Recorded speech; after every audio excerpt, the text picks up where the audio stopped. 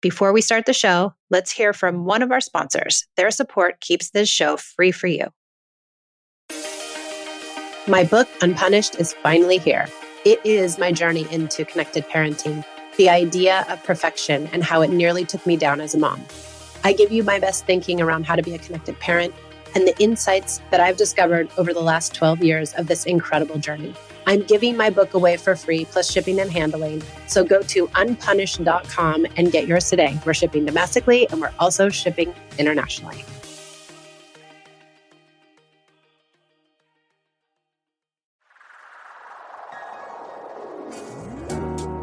Hi, I'm Michelle, a mother of 2 teens. 13 years ago, I traded in punishments and rewards for connection.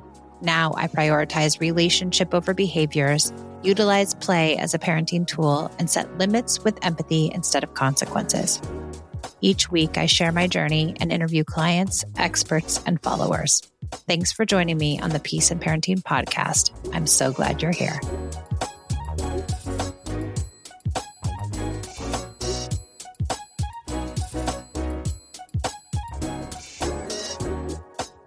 Welcome to the Peace and Parenting podcast. I'm Michelle, and I am back with a guest, Lauren, who has a parenting question. Lauren, would you like to introduce yourself?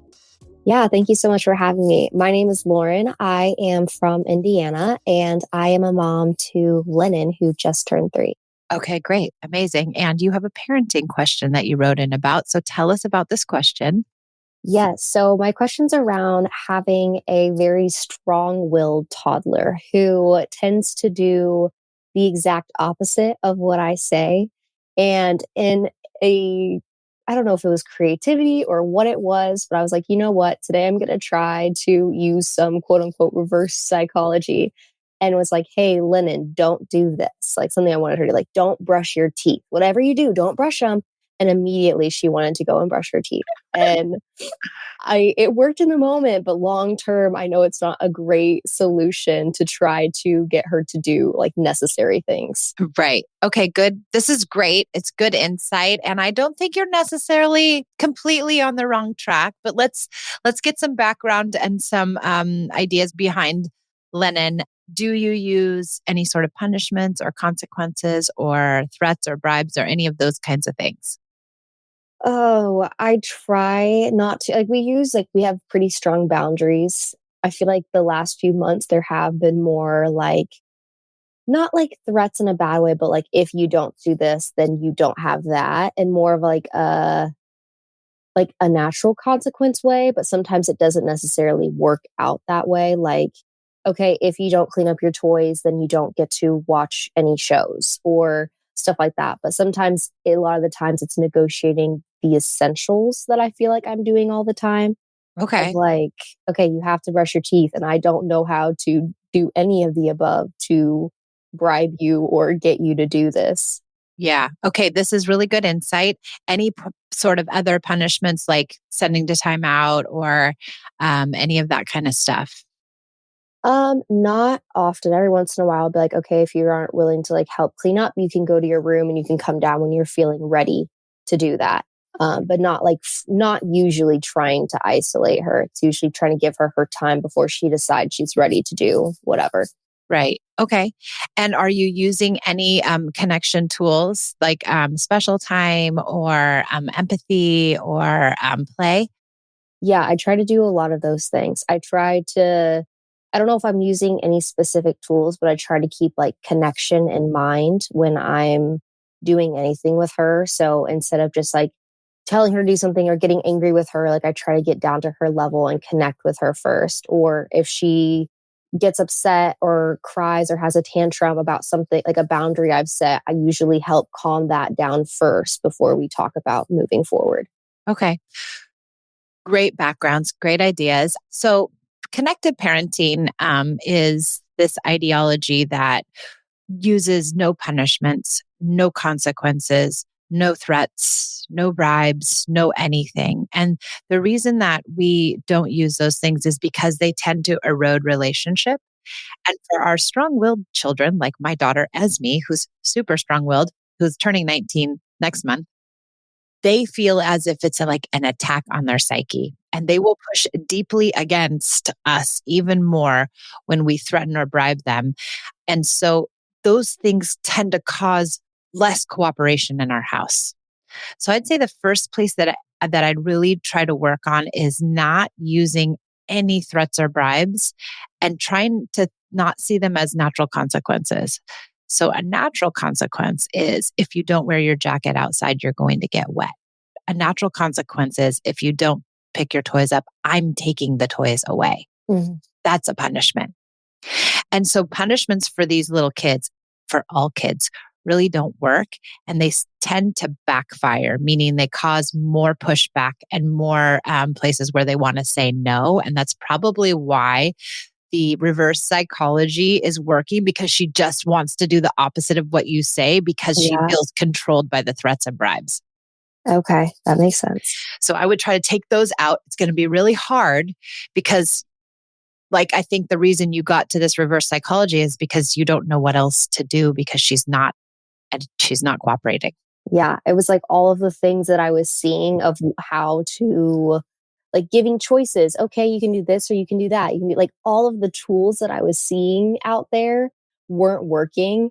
And then that's when I got to like the bribes or the threats. And then Right. once those stopped, those weren't working. I was like, okay, I don't even know at this point because Right. I don't want to punish or have this power struggle or dynamic or think about it that way. But it's gotten difficult to be creative in our solutions. Yeah. So I think what we want to do is kind of zoom out and think about relationships. So if we think about relationship and thinking about who are the people that you want to cooperate with. And when we can think about the people that we want to cooperate with as adults, it's usually people that we feel good about.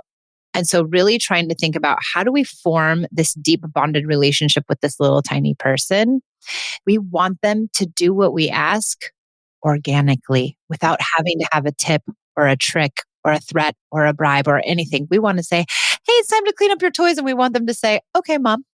Now, we won't always get that, but we find that children are more likely to follow our lead when they feel connected to us. And so the first step in that is getting rid of all of those punitive measures, sending her to her room, threats, bribes, any of that. It feels like it's innocuous, like, oh, I'm just sending her to her room until she's ready. But you're telling her in that moment, like, your behavior or your lack of cooperation isn't good enough. And you need to go isolate yourself until you're willing to do what I tell you to do. Mm. So it can feel controlling to them. Hmm. And then so they want to control us back. So the next time they ask us to do, we ask them to do something, they're like, no, forget you. So that piece first. The second piece is let's try to incorporate some connective tools. So the connective tools of connective parenting are empathy, setting limits with empathy, special time, and play. And you're actually using play when you say to her, oh, you better not do that, because you're being playful about your request and you're getting her to buy in because it's connective. Mm. And it will work some of the time. And for this stage and age, it's going to work a little bit. But like you said, it's not good long term. Hmm. So let's give you some other tools. So one tool that's really good is called special time. And we do it every single day with our child for 20 minutes and it's announced. So you're going to say, oh my gosh, we're going to do something called special time for 20 minutes. You get to choose whatever we do. You're in charge. And you set a timer for 20 minutes and you basically have to be her minion. You have to do whatever she says. She's in total control and you have to do it with fervor. Like it's the most amazing thing you've ever done in your entire life. Oh, I love playing blocks. It's so fun. You have to be her best playmate because you want her coming back for more special time. The reason it's so effective is because it gives the little toddler control in a world where they have no control. Mm. And she needs control, this strong-willed little girl. She needs lots and lots of control. And so this will give her 20 minutes every day where she's in control. And over time, you're going to see the number one thing we see is increased cooperation.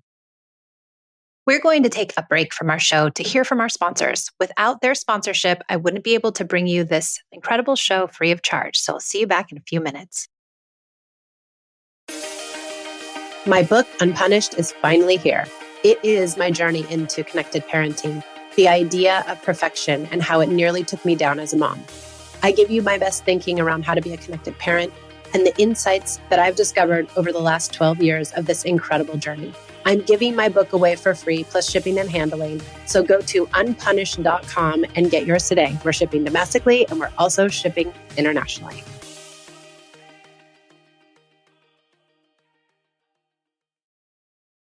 Okay, back to the show. The other thing I would suggest is trying to find where you can say yes to her, because she needs to hear a lot of yes and not a lot of no. And so if she asks to do something, if you really can't do it, tell her, yeah, we can do it tomorrow. Yes, we can do it later. You don't want to brush your teeth now? Fine. Let's go play for a while. Let's go do a special time. And then after you do your special time or after you play for a while, then you ask her the hard ask. When you're asking these hard asks, like brushing teeth, getting ready for bed, all the things that are really hard for little kids like that, make sure you're tapping into how she's feeling. Is she feeling good? Is she amiable? Is she happy? Is this the time to be asking her to brush her teeth? Or should I try to cultivate more connection, more special time, more play in her life so that she feels better and I'm asking her at a more opportune time? Does that make sense? Yeah. Yeah. One other thing I think is important too is not to repeat the ask too much. Like sometimes we're like, got to brush your teeth. Guess what? We only have 5 more minutes. You have to brush your teeth. Hey, brush our teeth right now. And by the 5th time you're asking, you're like, brush your teeth. And so just asking once, hey, it's time to brush your teeth.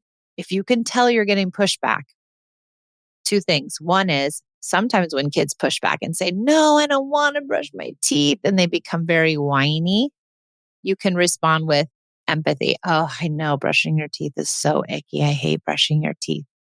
But when she's complaining, she's telling you, I'm going to brush my teeth. I just don't want to. And so if you could empathize long enough with her, oh, no, you don't want to brush your teeth. It's so annoying. Oh, I hate brushing my teeth too. Can you empathize long enough with her that she will actually succumb to it? And can you stick in that empathy long enough? 10 minutes. You might get her there. Yeah. I've done some of these like with empathy, like, oh yeah, I totally get that. Or sometimes I'll relate it back to like when I was younger. You know what? When I was young, I hated brushing my teeth. And sometimes it works, but sometimes it doesn't. So maybe it does need like that more time of and like less urgency of, okay, it's your bedtime and you're 10 minutes past bedtime and you're still not brushing your teeth. So that could be part of all of it too. Yeah. I mean, I think when we get tight around something too, we're like, you have to brush your teeth. Oh my God, you have to go to bed. I want you to go to bed so I can relax. Like they can feel it. And sometimes with these strong-willed kids, it just makes them push in more, because they don't want to just succumb to the control. Yeah. I think that's where I've been struggling too with, like, obviously a lot of toddlers have some level of strong will, but she's very like, you would think she's an adult in the way that she is able to negotiate what she wants. And I've struggled because I was like, okay, I say yes to most of the things that you want to do. So this one time I'm like, let's do my suggestion is like, you're 3. How are you already so set in your ways? Well, also brushing teeth can be the beginning of going to bed, right? And 3-year-olds they don't want to separate from their caregiver. And so she's not only just saying probably, I don't want to brush my teeth, but I don't want to separate from you. I don't want to go to bed. I don't want this part of our day to continue to exist. And so maybe that could be a part of it. Some other suggestions is, can you do a big wrestling match before you ask her to brush her teeth? Can you do hide and seek? Can you do chase? Can you do something big and boisterous and fun and connective before you're asking her to brush her teeth? And if her bedtime is 8, let's say, are you starting early enough that you're allowing for pushback, that you're allowing for play, that you're allowing for all this stuff so you don't get to bedtime and you're like, I feel crunched. Yeah. So really planning ahead a bit might help you some too. Another thing is play. And I think the play that you're using it's cute and it'll work for a while, but I wouldn't rely on it completely. But you could play in a different way. Like, you don't want to brush your teeth. Are you sure? I saw some sugar bugs in let me see, open your mouth. Ooh, wee. I think there's sugar bugs in there. Do I have sugar bugs in mine? Do you want to brush my teeth? Can you get the sugar bugs out of my teeth? And so can you find playful ways to get the teeth brushing done where it isn't just like your will against her will? And it's just like, I'm going to ask until I'm frustrated and I'm going to push back until you're frustrated. And then you guys get into this back and forth that you can't get out of. And can you flip the script and be playful instead of sticking in with your own strong will?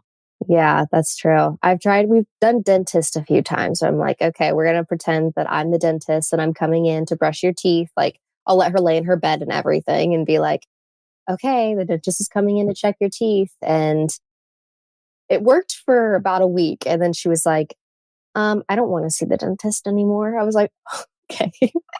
Just like, it's even that of like, sometimes she's like almost wants to outsmart my play. She's like, I see what you're trying to do here. And she probably does. And I think the thing with you have to have many techniques. Yeah. You can't just rely on one thing and think that it's going to carry you through, because it's not going to. It's going to be empathy and understanding one time. It's going to be playing dentist a different time. It's going to be the reverse psychology a different time. It's going to be the wrestling match a different time. It's like, but all of these things are connection.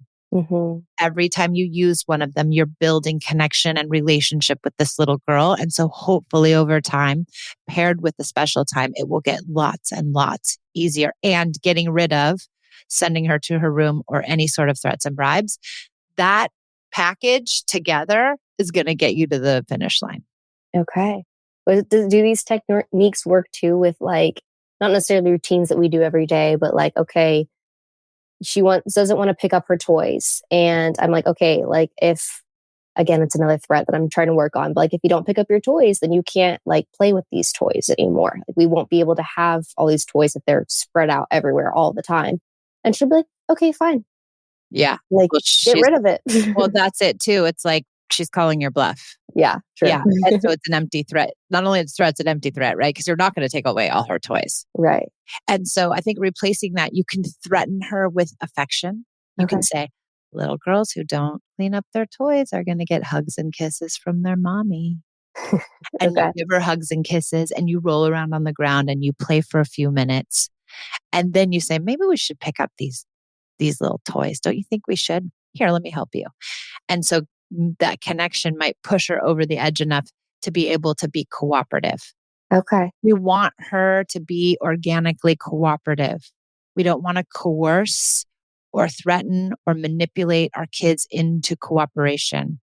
We really want them to say, yes, I'll help, and yes, I'll do it. And you're not always going to get it, but we want to be able to get it more often than not. Yeah. Absolutely. Yeah. These are things that I've been wanting to do, where I want to have the connection and the empathy first, but it's gotten lost somewhere in the last couple of months. That it's still there. It's still trying to connect first, but not as much playful connection as it is the things that I don't want to be doing, that I'm just kind of defaulting to. Yeah, we get frustrated, right? When we hear no enough, we get really frustrated. And our parents probably used threats and bribes. Our parents probably used yelling. Our parents probably sent us to our room. Our parents probably did all this stuff. So somewhere in our ethos, that's what we're supposed to do. Mm-hmm. And so we don't know any better, and we default to this because it's in our psyche. But if we could just place other things in our psyche because we use them enough, then our default changes. Mm. And yours will too. You just have to be cognizant of it. And if you start now when she's 3, you'll be golden, because you'll have a kid who will cooperate and you won't even really have to think about it. Yeah. Yeah. All right, Lauren, anything else? I think that's it. I think all of those different tools will be helpful in a wide variety of strong-willed no's. Yes, you'll have to try them all, and they won't work all the time, but they will work. And if you get, 70% more yes, then you're winning. Yeah. You're Yeah. definitely winning. All right, Lauren. Well, thank you for coming on. I so very much appreciate it. And this was a great question. Thank you so much for having me. I appreciate all your advice. Yeah, of course. And I will see everybody on the Peace and Parenting podcast next time.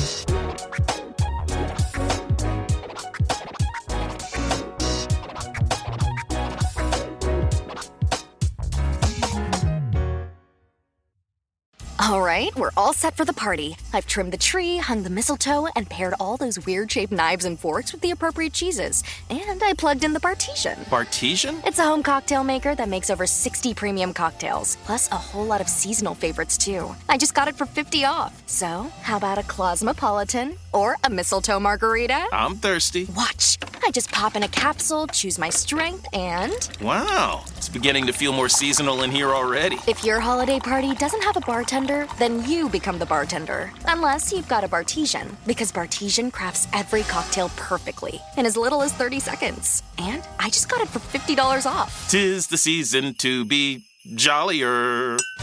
Add some holiday flavor to every celebration with the sleek, sophisticated home cocktail maker, Bartesian. Get $50 off any cocktail maker at bartesian.com/cocktail. That's BARTESIAN.com/cocktail.